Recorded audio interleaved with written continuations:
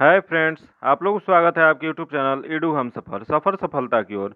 आज हम आप लोग के लिए बिहार पुलिस को जो नई बहाली 21,391 पोस्ट की आई है, उसके लिए एडुटेरिया द्वारा वॉल्यूम 1 प्रैक्टिस सेट निकाला गया। यह जो वॉल्यूम 1 निकला है, इसमें कुल प्रैक्टिस सेट संख्या जो है 10 है, जो कि इसमें से हम 2 प्रैक्टिस सेट का डिस्कशन करा दिए। अगर अभी तक आप नहीं देखे हैं तो उसके लिए हम अलग से प्लेलिस्ट बना दिए, आप जरूर देख लीजिएगा, क्योंकि यह जो सेट है बिहार पुलिस का जो नया पैटर्न जारी किया है 10वां कक्षा अथवा समकक्ष स्तर, उसी स्तर पे तैयार किया गया। ये सेट जो है बिहार पुलिस के एग्जाम को देखते हुए बहुत इंपॉर्टेंट है, तो वीडियो अंत तक देखिएगा, एक भी क्वेश्चन मिस मत कीजिएगा, क्योंकि हर क्वेश्चन इसका इंपॉर्टेंट है। और एक किरण पब्लिकेशन का प्रैक्टिस सेट निकला था, उसमें कुल 20 प्रैक्टिस सेट था। 20 का हम प्रैक्टिस सेट का डिस्कशन करा दिए। अगर अभी तक आप नहीं देखें तो उसको भी जरूर देख लीजिएगा। एक रूपमणी का भी आया था, उसमें कुल प्रैक्टिस सेट संख्या जो थी 30 थी। ये 30 और 20 ये हम डिस्कशन करा चुके हैं। आप लोग इसको जरूर देख लीजिएगा, क्योंकि ये तीनों सेट जो है अभी तक जितना भी कराए हैं वो बहुत इंपॉर्टेंट होने वाला है। इससे क्वेश्चन एग्जाम में हूबहू पूछने की संभावना है। आइए देखते हैं, आज हम प्रैक्टिस सेट नंबर 3 का डिस्कशन कराने वाले हैं। तो देख लेते हैं प्रैक्टिस सेट नंबर का पहला क्वेश्चन क्या है। तो इसका प्रैक्टिस नंबर 3 का पहला क्वेश्चन थोड़ा जूम कर लेते हैं ताकि आप लोग को आसानी से दिख पाए। चैनल को अभी तक सब्सक्राइब नहीं किए हैं तो सब्सक्राइब कर लीजिएगा। बगल में बेल आइकन है जिसको जरूर दबा लीजिएगा, ताकि जब भी वीडियो डालें तो आपको नोटिफिकेशन प्राप्त हो।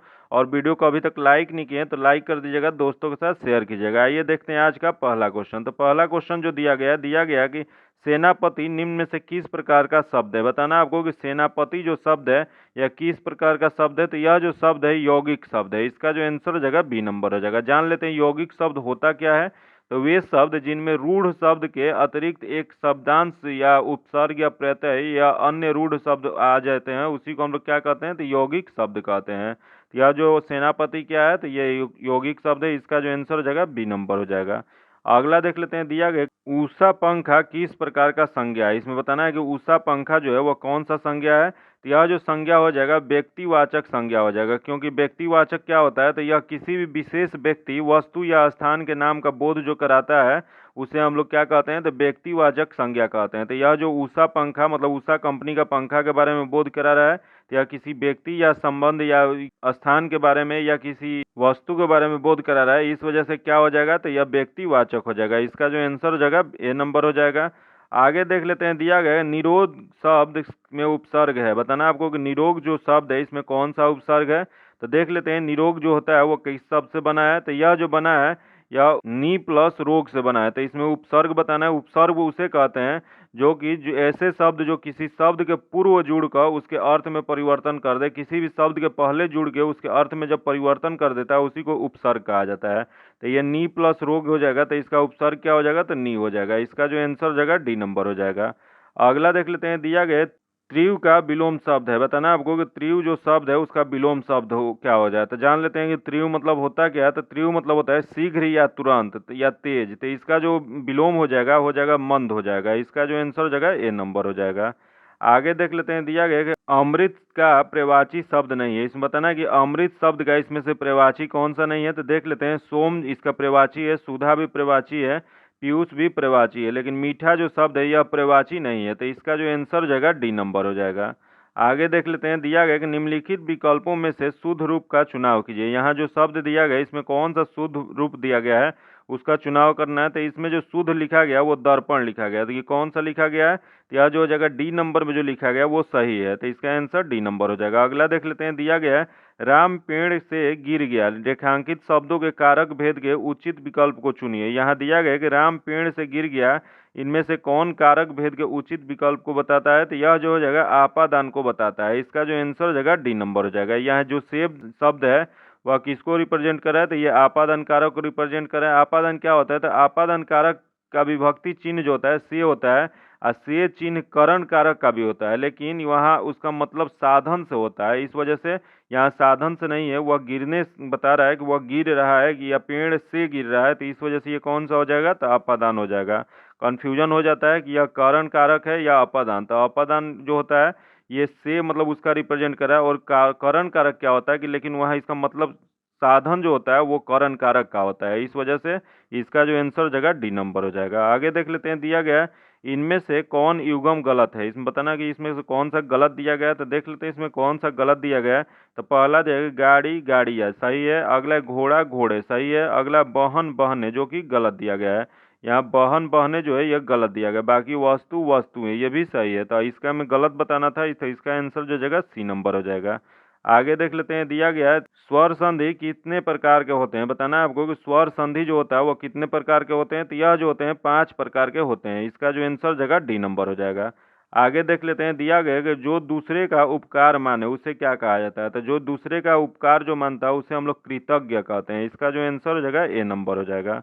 आगे देख लेते हैं, दिया गया जो कि अंग्रेजी से क्वेश्चन दिया गया कि which one of the following is the correct sentence. इसमें बताना है कि कौन सा सेंटेंस जो है सही दिया गया है। तो इसमें सेंटेंस जो सही दिया गया है, he does not know how to write. इसका जो आंसर हो जाएगा बी नंबर हो जाएगा।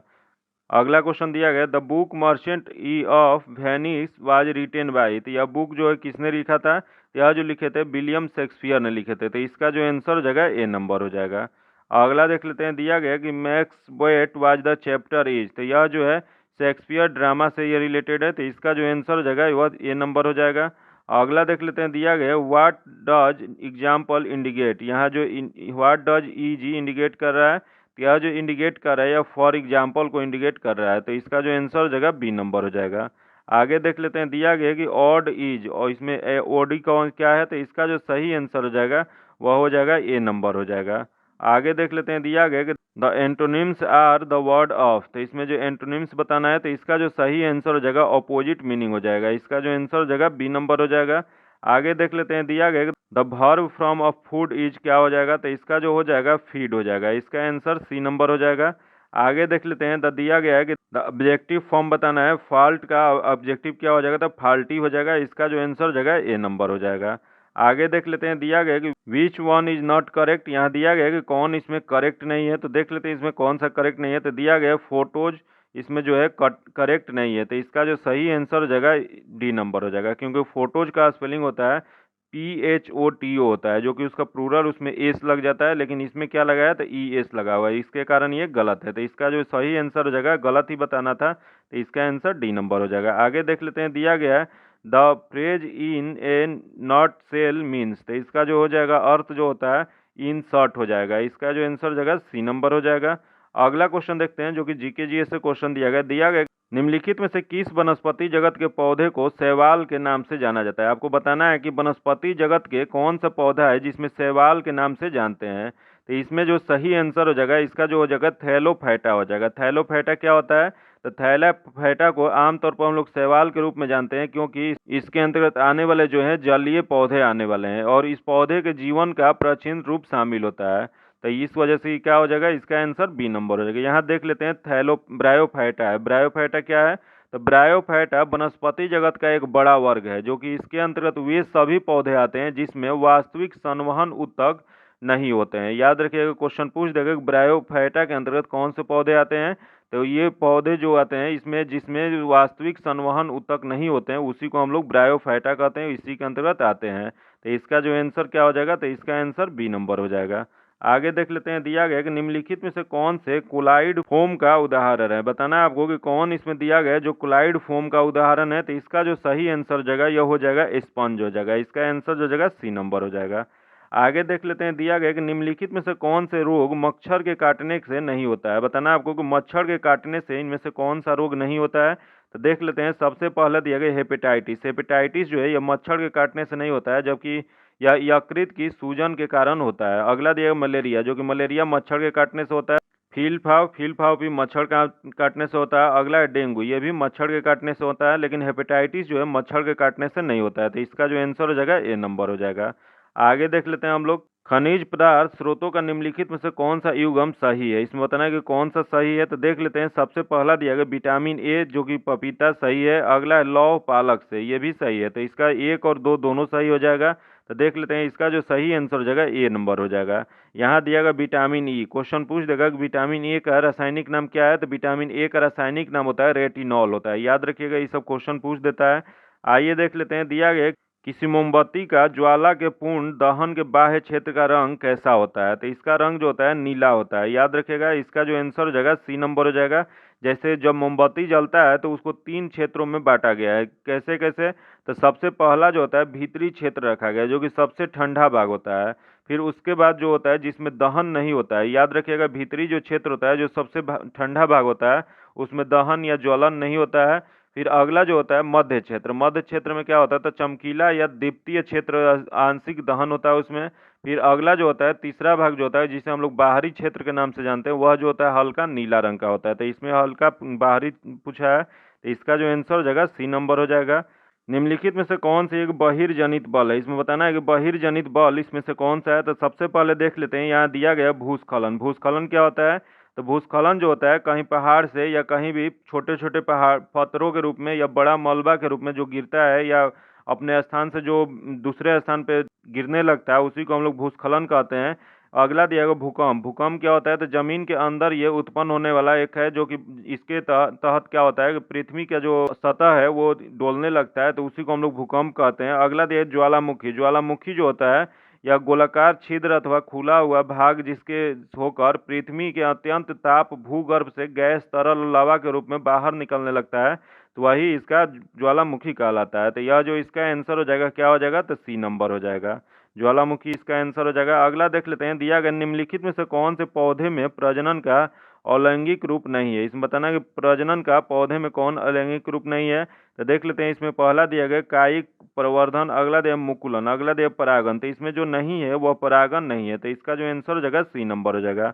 जान लेते हैं कि कायिक प्रवर्धन क्या होता है। तो यह पौधे के वर्गी भाग हो जैसे जड़, तना, पत्ती द्वारा पौधा तैयार होना कायिक प्रवर्धन कहलाता है। फिर अगला दिया गया मुकुलन। मुकुलन में क्या होता है तो किसी जीव के शरीर के बाहरी सतह की कोशिकाओं को समसूत्री विभाजन से एक आधार बनाता है, जिसे मुकुलन कहते हैं। मुकुलन निर्माण द्वारा अलैंगिक जनन की विधि मुकुलन कहलाती है, जो कि मुकुलन जो होता है विकसित होने में एक पूर्ण जीव बनता है। इसका आंसर जो जगह सी नंबर हो जाएगा। आगे देख लेते हैं, दिया गया चिकनगुनिया किस मच्छर के कारण होने वाला एक संक्रमक है। तो यह जो संक्रमक है यह एडीज मच्छर से होने वाला है, इसका जो आंसर हो जाएगा सी नंबर हो जाएगा। आगे देख लेते हैं, दिया गया यहाँ दिया गया ऑप्शन में क्यूलेक्स। क्यूलेक्स क्या होता है तो क्यूलेक्स से फैलेरिया होता है, और पक्षियों में मलेरिया जो होता है वो क्यूलेक्स के काटने से होता है। आगे देख लेते हैं, अगला क्वेश्चन दिया गया कि रिसाव अपने वाहन में पक्ष दृश्य दर्पण का प्रयोग करना चाहता है, इसके लिए उसे किस प्रकार का दर्पण चुनाव करना चाहिए। तो यह जो चुनाव करना चाहिए उत्तर दर्पण का चुनाव करना चाहिए, इसका जो आंसर हो जाएगा डी नंबर हो जाएगा। अगला क्वेश्चन देख लेते हैं, दिया गया कि निम्नलिखित में से कौन सा एक जीवाणु जनित रोग है। इसमें बताना है कि कौन है जो जीवाणु जनित रोग है। तो इसमें जो जीवाणु जनित रोग है देख लेते हैं कौन सा है। तो पहला दिया गया कुष्ठ। कुष्ठ जो है यह जीवाणु जनित रोग होने वाला है, इसका जो आंसर हो जाएगा ए नंबर हो जाएगा। यहाँ दिया गया मलेरिया। मलेरिया क्वेश्चन पूछ दे कि कैसे होता है। तो यह जो होता है वायरस से होता है, जो कि कौन सा वायरस होता है तो प्लाज्मोडियम विवेक्स नामक वायरस से यह मलेरिया रोग होता है। तो इसका जो आंसर हो जाएगा ए नंबर हो जाएगा। आगे देख लेते हैं, दिया गया है अगला क्वेश्चन, डैश किसी किरण का परावर्तित किरण से अभिलंब पृष्ठ पर मापा गया कोण होता है। तो यह जो कोण होता है यह परावर्तन कोण होता है, इसका जो आंसर हो जाएगा बी नंबर हो जाएगा। अगला देख लेते हैं, दिया गया कि निम्नलिखित में से कौन पादप जगत का उप समूह नहीं है। इसमें बताना है कि निम्नलिखित में से कौन पादप जगत का उप समूह नहीं है। तो यह जो है हेमिकोडेटा जो है यह उप समूह नहीं है, तो इसका जो आंसर हो जाएगा सी नंबर हो जाएगा। यह कैसा समूह है तो यह हेमिकोडेटा जो होता है समुद्री ड्यूटेरोटोमा जीव का एक समूह है, जिसे कभी कभी इचिनोडर्म्स की बहन टेक्सोन भी कहा जाता है। याद रखिएगा, इसका जो आंसर हो जाएगा सी नंबर हो जाएगा। अगला क्वेश्चन है, अनंत की मां ने उसे रात में पेड़ के नीचे नहीं सोने की सलाह दी, क्योंकि पेड़ रात में डैश छोड़ते हैं। तो यह जो छोड़ते हैं यह कार्बन डाइऑक्साइड छोड़ते हैं, इसका जो आंसर हो जाएगा डी नंबर हो जाएगा। अगला देख लेते हैं, दिया गया कि सोडियम का परमाणु द्रव्यमान कितना होता है। बताना आपको कि सोडियम का परमाणु द्रव्यमान कितना होता है। तो यह जो होता है 23 होता है, इसका जो आंसर हो जाएगा बी नंबर हो जाएगा। आगे देख लेते हैं, दिया गया कि सिलिकॉन डाइऑक्साइड मुख्यतः निम्नलिखित में से किस में पाया जाता है। तो यह जो पाया जाता है यह बालू में पाया जाता है, इसका जो आंसर हो जाएगा डी नंबर हो जाएगा। अगला देख लेते हैं, दिया गया कि सामान्यतः दूध का पीएच मान कितना होता है। बताना आपको कि सामान्यतः दूध का पीएच मान कितना होता है। यह जो होता है 6.7 से 6.9 होता है, इसका जो आंसर हो जाएगा बी नंबर हो जाएगा।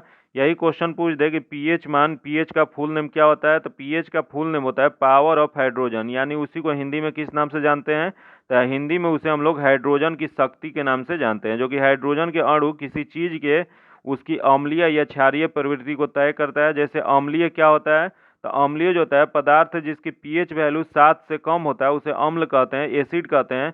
लेकिन क्षारीय जिसे हम लोग अंग्रेजी में बेस कहते हैं, उसका पीएच मान जो होता है 7 से ज़्यादा होता है, उसे हम लोग क्या कहते हैं तो उसे बेस या क्षार कहते हैं। तो इसका जो आंसर क्या हो जाएगा बी नंबर हो जाएगा। अगला देख लेते हैं, दिया गया कि निम्नलिखित में से किस प्रक्रिया द्वारा हम दो मिश्रणीय द्रवों को अलग कर सकते हैं। यह जो अलग करने का विधि जो है आसवन विधि है। इसका जो आंसर हो जाएगा बी नंबर हो जाएगा। अगला देख लेते हैं, दिया गया कि भारतीय संविधान के निम्नलिखित अनुच्छेदों में से कौन से राष्ट्रपति के क्षमादान के अधिकार से संबंधित है। तो देख लेते हैं इसमें क्षमादान से संबंधित कौन सा अनुच्छेद है। तो इसमें जो दिया गया अनुच्छेद 72 वो राष्ट्रपति के पास अधिकार होता है क्षमादान का शक्ति देने का। तो इसका जो आंसर हो जाएगा सी नंबर हो जाएगा। अगला क्वेश्चन देख लेते हैं, दिया गया निम्नलिखित में से किस राज्य की सीमा भूटान से नहीं मिलता है। बताना आपको कि किस राज्य का सीमा है जो भूटान से नहीं मिलता है। तो सबसे पहले जान लेते हैं कि भूटान से लगने वाले राज्य कौन कौन से हैं सीमा। तो यह जो हो जाएगा, भूटान से जो सीमा लगता है सिक्किम का लगता है, असम का लगता है, पश्चिम बंगाल का और अरुणाचल प्रदेश का। 4 राज्य हैं जो कि सीमा साझा करते हैं भूटान के साथ। तो इसमें जो ऑप्शन दिया गया वो मेघालय दिया गया। तो मेघालय जो है वो भूटान के साथ सीमा नहीं साझा करता है, इस वजह से इसका जो आंसर हो जाएगा डी नंबर हो जाएगा। आगे देख लेते हैं, दिया गया कि दहेज निषेध अधिनियम 1961 कब से लागू किया गया था। तो यह जो लागू किया गया था 1 जुलाई 1961 से लागू किया गया था। इसका जो आंसर हो जाएगा ए नंबर हो जाएगा। अगला देख लेते हैं, भारत के महान्यवादी को कौन हटा सकता है। बताना आपको कि भारत के महान्यवादी को कौन हटा सकता है। तो यह जो हटा सकते हैं राष्ट्रपति हटा सकते हैं। इसका जो आंसर हो जाएगा ए नंबर हो जाएगा। ये महान्यवादी जो होते हैं भारत के, उन्हें भारत के प्रथम विधिक अधिकारी कहा जाता है तथा ये भारत के किसी भी न्यायालय में सुनवाई का अधिकार इनके पास रहता है। किसी भी न्यायालय में जाके यह सुनवाई कर सकते हैं। इसका जो आंसर हो जाएगा ए नंबर हो जाएगा। अगला देख लेते हैं, बिहार में कुल कितने प्रमंडल है। बताना आपको कि बिहार में कुल कितने प्रमंडल है। तो बिहार में जो प्रमंडलों की संख्या है वो 9 है। इसका जो आंसर हो जाएगा सी नंबर हो जाएगा। वही क्वेश्चन पूछता है कि मंडलों की संख्या कितनी है। तो मंडलों की संख्या कुल जो है 38 है। वही क्वेश्चन पूछ दे कि बिहार में द्विसदनीय विधानसभा के सीटों की संख्या कितनी है। यह जो है 243 है। वही विधान परिषद की कितना है। तो विधान परिषद में 75 है। वही क्वेश्चन पूछ दे कि राज्यसभा सदस्यों की संख्या कितनी है। तो राज्यसभा के सदस्यों की संख्या 16 है। वही लोकसभा की कितना है। तो लोकसभा के सदस्यों की संख्या 40 है। याद रखिएगा इससे क्वेश्चन एक जरूर पूछ देता है। यह बहुत इंपॉर्टेंट पॉइंट था, इसको एकदम आप लोग याद कर लीजिएगा, कहीं लिख के इसको जरूर याद कीजिएगा। अगला देख लेते हैं, दिया गया कि भारत में प्रथम सत्याग्रह गांधी जी ने कहाँ से शुरू किए थे। बताना है आपको भारत में प्रथम सत्याग्रह गांधी जी कहाँ से शुरू किए थे। तो यह जो शुरू किए थे यह गांधी जी बिहार के चंपारण से 1917 में शुरू किए थे। इसका जो आंसर हो जाएगा बी नंबर हो जाएगा। यही क्वेश्चन पूछ दे कि किसके कहने पे गांधी जी ने चंपारण आए हुए थे। तो यह जो कहे थे राजकुमार शुक्ल जो थे, इन्होंने गांधी जी को इनवाइट किए थे बिहार आने के लिए। तो उसके बाद वो बिहार आए थे। तो इसका जो आंसर हो जाएगा बी नंबर हो जाएगा। अगला क्वेश्चन देख लेते हैं, दिल्ली के लाल किले में स्थित मोती मस्जिद को किसने बनवाया था। बताना आपको कि दिल्ली में लाल किला में स्थित जो मोती मस्जिद है उसका निर्माण किसने करवाया था। तो इसका निर्माण जो करवाए थे औरंगजेब ने करवाए थे। इसका जो आंसर हो जाएगा बी नंबर हो जाएगा। यही क्वेश्चन पूछ दे कि आगरा के लाल किले में स्थित मोती मस्जिद का निर्माण किसने करवाया था। तो उसका निर्माण जो करवाए थे शाहजहां ने करवाए थे। याद रखिएगा दोनों में बहुत कंफ्यूजन रहता है। फिर एक बार रिपीट कर देते हैं, दिल्ली का लाल किले में स्थित जो मोती मस्जिद है उसे किसने बनवाया था। तो औरंगजेब ने बनवाए थे। जबकि आगरा में जो लाल किला स्थित है उसमें मोती मस्जिद किसने बनवाया था। तो उसमें जो मोती मस्जिद बनवाए थे शाहजहां ने बनवाए थे। याद रखिएगा ये क्वेश्चन पूछा हुआ है, फिर पूछ सकता है। आगे देख लेते हैं, दिया गया जातक पवित्र ग्रंथ है। बताना आपको कि जातक पवित्र ग्रंथ किसका है। यह जो पवित्र ग्रंथ है बौद्ध का है। इसका जो आंसर हो जाएगा सी नंबर हो जाएगा। यही क्वेश्चन पूछ दे कि जातक बौद्ध ग्रंथ क्या है। तो यह जातक बौद्ध जो होता है पवित्र एक ग्रंथ है जो कि इसमें जातक कथाएं प्रदर्शित करती है कि बोधिसत्व का अवतार मनुष्य रूप में भी हो सकता है तथा पशुओं के रूप में भी हो सकता है। याद रखिएगा ये क्वेश्चन पूछा हुआ, इसका आंसर जो जगह सी नंबर हो जाएगा। अगला क्वेश्चन हम लोग देख लेते हैं, दिया गया संयुक्त राष्ट्र संघ दिवस कब मनाया जाता है। बताना आपको कि संयुक्त राष्ट्र संघ दिवस कब मनाया जाता है। यह जो मनाया जाता है 24 अक्टूबर को मनाया जाता है। यह 24 अक्टूबर 1945 को संयुक्त राष्ट्र संघ की स्थापना किया गया था। इस वजह से इस दिन संयुक्त राष्ट्र संघ दिवस मनाया जाता है। तो इसका जो आंसर हो जाएगा ए नंबर हो जाएगा। यही क्वेश्चन पूछ देगी वर्तमान में इसमें कुल कितने सदस्य शामिल हैं। तो कुल इसमें कुल देश जो शामिल है 193 देश शामिल है। अगला देख लेते हैं, रामनाथ कोविंद भारत के राष्ट्रपति बने। बताना आपको कि रामनाथ कोविंद जो राष्ट्रपति बने थे वो भारत के कितने क्रम के राष्ट्रपति थे। तो यह जो थे 14वें क्रम के थे। इसका जो आंसर हो जाएगा बी नंबर हो जाएगा। यही क्वेश्चन पूछ दे कि वर्तमान में राष्ट्रपति कौन है। तो वर्तमान में राष्ट्रपति द्रौपदी मुर्मू हैं जो कि 15वें राष्ट्रपति हैं। जो कि द्रौपदी मुर्मू राष्ट्रपति बनने वाली प्रथम आदिवासी एवं दूसरी महिला है। इसका ये आंसर जो हो जाएगा बी नंबर हो जाएगा। अगला देख लेते हैं, दिया गया मैरी कॉम किस खेल से जुड़ी है। बताना है आपको कि मैरी कॉम कौन सा खेल खेलती हैं। तो यह जो खेलती हैं बॉक्सिंग खेलती हैं। इसका जो आंसर हो जाएगा डी नंबर हो जाएगा। यही क्वेश्चन पूछ दे कि इन्होंने कितनी बार विश्व मुक्केबाज प्रतियोगिता में विजेता पाई हैं, तो यह कुल 8 बार विजेता पाई हैं। यही क्वेश्चन पूछ दे यह किस राज्य से बिलोंग करती हैं, तो यह भारत के मणिपुर राज्य से बिलोंग करती हैं। अगला देख लेते हैं, दिया गया कि जनजाति समूह मुंडा कहाँ रहता है। बताना है आपको कि मुंडा जो जनजाति है यह समूह वो कहाँ रहता है। यह जो रहता है झारखंड में रहता है। इसका जो आंसर हो जाएगा सी नंबर हो जाएगा। इन्हीं का एक बहुत मुंडा समुदाय का एक बहुत फेमस नेता थे बिरसा मुंडा। बिरसा मुंडा जो कहाँ के रहने वाले थे, तो झारखंड के रहने वाले थे। अगला देख लेते हैं, दिया गया कि पानीपत का तृतीय युद्ध किसके बीच लड़ा गया था। बताना है आपको कि पानीपत का जो तीसरा युद्ध हुआ था वह किसके बीच में हुआ था। तो यह जो हुआ था अफगान और मराठा के बीच में हुआ था। इसका जो आंसर हो जाएगा डी नंबर हो जाएगा। यह कब हुआ था। यह पानीपत का तीसरा युद्ध जो हुआ था 1761 में हुआ था। इस युद्ध में मराठी सेना का हार हो गया था, जबकि अफगान सेना का विजेता हुआ था। अगला क्वेश्चन देख लेते हैं, दिया गया है भारतीय संविधान के अनुसार मानव का दुर्व्यापार और बाल श्रम निषेध है, वह कौन से अनुच्छेद में वर्णित किया गया है। तो यह जो वर्णित किया गया अनुच्छेद 23 में वर्णित किया गया है। इसका जो आंसर हो जाएगा ए नंबर हो जाएगा। अनुच्छेद 24 के तहत कारखानों में बालकों के नियोजन का प्रतिषेध किया गया है। याद रखिएगा, इसका जो आंसर हो जाएगा ए नंबर हो जाएगा। हरिप्रसाद चौरसिया किसके प्रसिद्ध वादक है। बताना है कि हरिप्रसाद जो चौरसिया वो किस वादक का प्रसिद्ध है। तो ये जो प्रसिद्ध है यह है बांसुरी के लिए। इसका जो आंसर हो जाएगा सी नंबर हो जाएगा। यही बांसुरी के लिए पंडित हरिप्रसाद चौरसिया है। यहाँ दिया गया ताबला। ताबला के लिए प्रसिद्ध कौन है, तो जाकिर हुसैन ये जो है बहुत प्रसिद्ध थे ताबला वादक थे।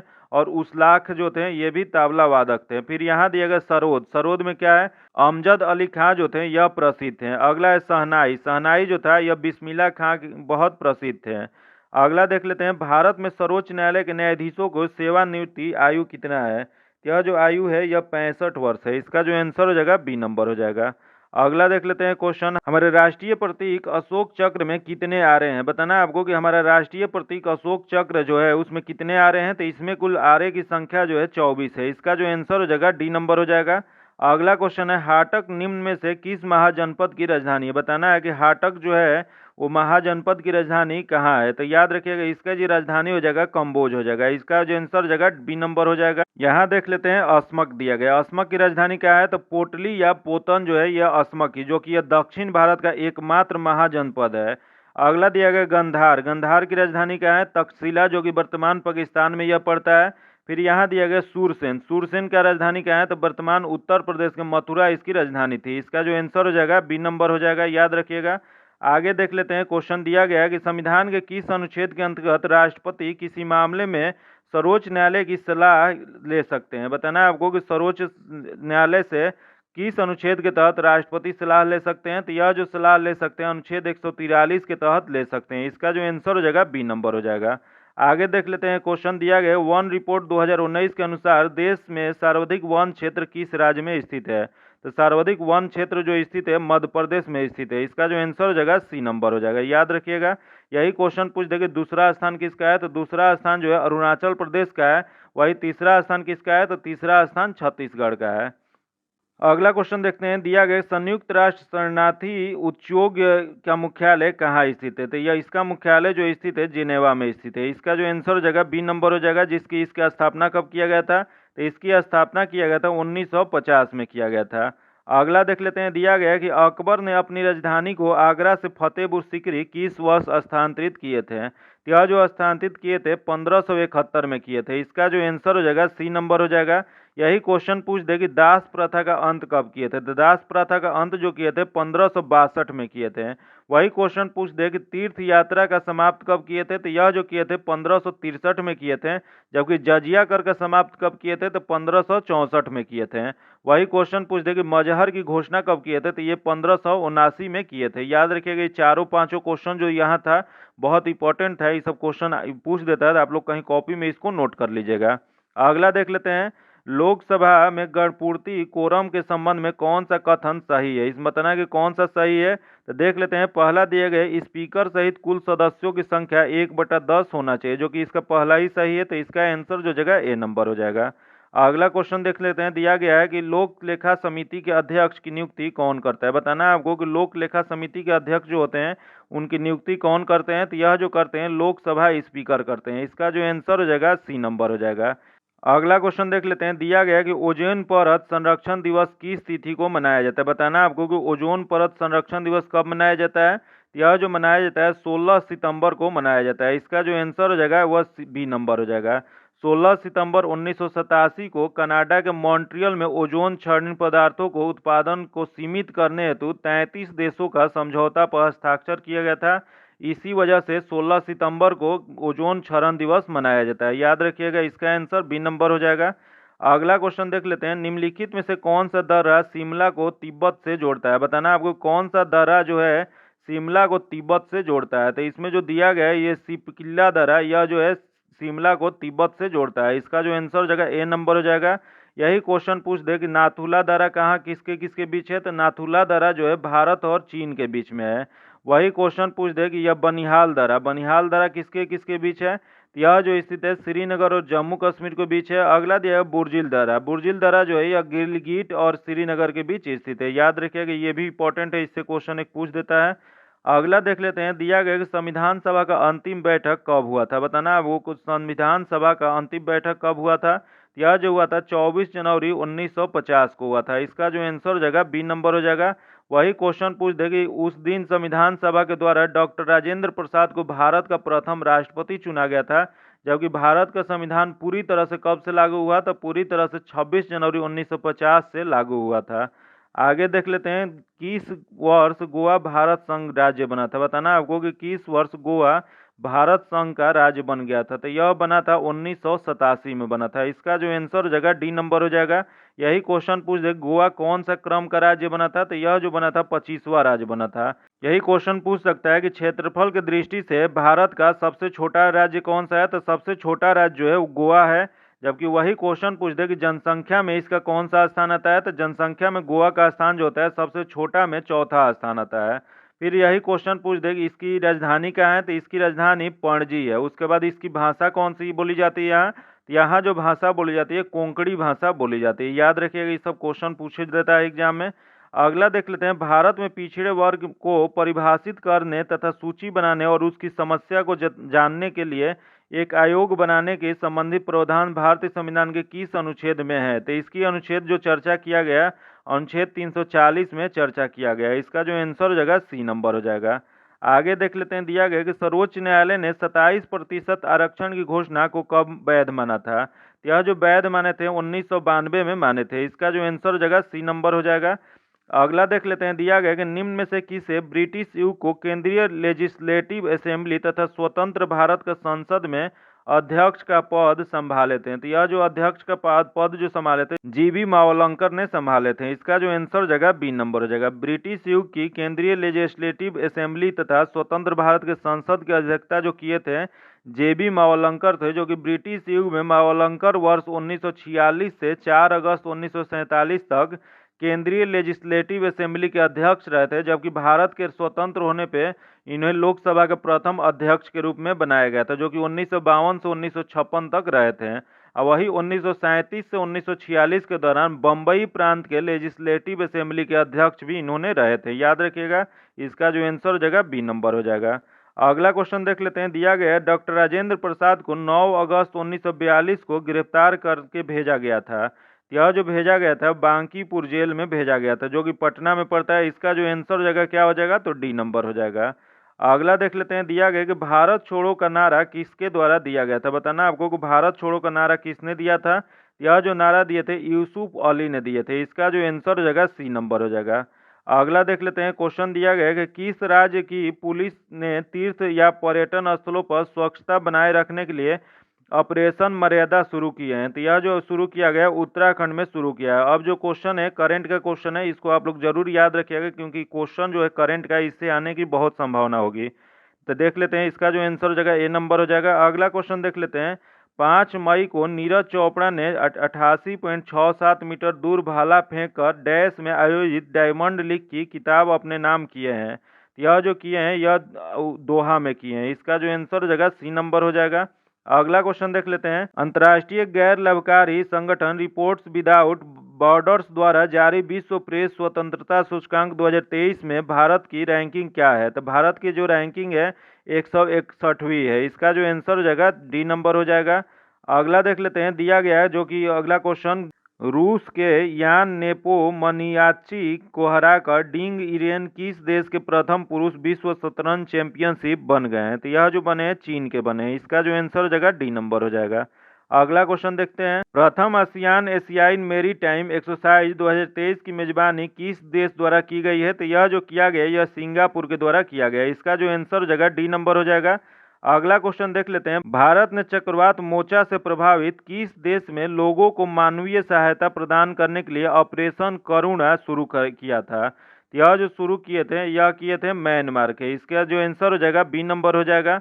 अगला क्वेश्चन देख लेते हैं। दिया गया है जो कि दिया गया कि हाल ही में किस राज्य में मिर्चा चावल को जीआई टैग प्रदान किया गया है? तो यह जो प्रदान किया गया बिहार को प्रदान किया गया। इसका जो आंसर हो जाएगा सी नंबर हो जाएगा। अगला क्वेश्चन है, दिया गया है कि हाल ही में नियुक्तियों का संबंध में कौन सा सुमेलित है? इसमें बताना कि कौन सा सुमेलित है। तो इधर दिया गया व्यक्ति, इधर संबंधित क्षेत्र दिया गया है। तो देख लेते हैं इसमें कौन सा सही है। तो सबसे पहले दिया गया अनंत महेश्वरी जो कि नास्को के अध्यक्ष, सही है। अगला है मोहम्मद शहाबुद्दीन जो कि बांग्लादेश के राष्ट्रपति, ये भी सही है। अगला है सेंटियागो पेना जो कि पराग्वे के राष्ट्रपति, ये भी सही है। तो उपयुक्त सभी सही है। तो इसका जो आंसर हो जाएगा डी नंबर हो जाएगा। अगला क्वेश्चन दिया गया कि हाल ही में 13वें भारत रत्न डॉक्टर अंबेडकर पुरस्कार 2023 से किसे सम्मानित किया गया है? तो यह जो सम्मानित किया गया है योगी आदित्यनाथ को किया गया है। इसका जो आंसर हो जाएगा बी नंबर हो जाएगा। यूपी के मुख्यमंत्री को यह पुरस्कार दिया गया है। अगला देख लेते हैं। देश का पहला राज्य डैश बन गया है जहां पर पैदल चलने वाले के लिए चलने का अधिकार अर्थात राइट टू वॉक का अधिकार होगा। तो यह जो अधिकार मिला है यह पंजाब राज्य में मिला है। इसका जो आंसर हो जाएगा एक नंबर हो जाएगा, ए नंबर हो जाएगा। अगला क्वेश्चन देख लेते हैं जो कि दिया गया है कि हाल ही में किसने हैवान एक नामक दुनिया के पहले वाणिज्यिक अंतरिक्ष स्टेशन को अगस्त 2025 तक लॉन्च करने की घोषणा की है? यह जो घोषणा की है स्पेस एक्स ने की है। इसका जो आंसर हो जाएगा बी नंबर हो जाएगा। अगला क्वेश्चन देख लेते हैं। दिया गया कि हाल ही में प्रमोद भगत ने थाईलैंड पैरा बैडमिंटन अंतर्राष्ट्रीय टूर्नामेंट में कौन सा पदक जीते हैं? यह जो जीते हैं स्वर्ण पदक जीते हैं। इसका जो आंसर हो जाएगा ए नंबर हो जाएगा। अब आगे जो क्वेश्चन दिया गया वो मैथ्स का और रीजनिंग का क्वेश्चन है जिसका हम पीडीएफ में एक्सप्लेनेशन दे देंगे। इसका पीडीएफ पाने के लिए आप मेरे टेलीग्राम चैनल या व्हाट्सएप ग्रुप से जुड़ के ले सकते हैं। लिंक आपको डिस्क्रिप्शन में या कमेंट बॉक्स में मिल जाएगा, या आपको टेलीग्राम पे सर्च करने पे नहीं मिलता है तो आप इसको बता देते हैं आपको, @edu हम सफ़र लिख के सर्च कीजिएगा तो आपको मिल जाएगा। EDUHUMSAFAR ये सर्च कीजिएगा तो आपको ईडू हम सफ़र नाम से 3 चैनल उसमें आएगा जिसमें 2K के लगभग अब पहुंचने वाला है। तो उसमें आप ज्वाइन करके इसका पीडीएफ पा सकते हैं। उसमें पीछे का भी जो वीडियो है उसका भी पीडीएफ वहां मिल जाएगा। अगर अभी तक आप चैनल को सब्सक्राइब नहीं किए हैं तो सब्सक्राइब कर लीजिएगा। बगल में बेल आइकन है जिसको जरूर दबा लीजिएगा ताकि जब भी वीडियो डालें तो आपको नोटिफिकेशन प्राप्त हो। वीडियो को लाइक कीजिएगा, दोस्तों के साथ शेयर कीजिएगा। फिर मिलते हैं आपसे अगले वीडियो में, तब तक के लिए धन्यवाद। जय हिंद।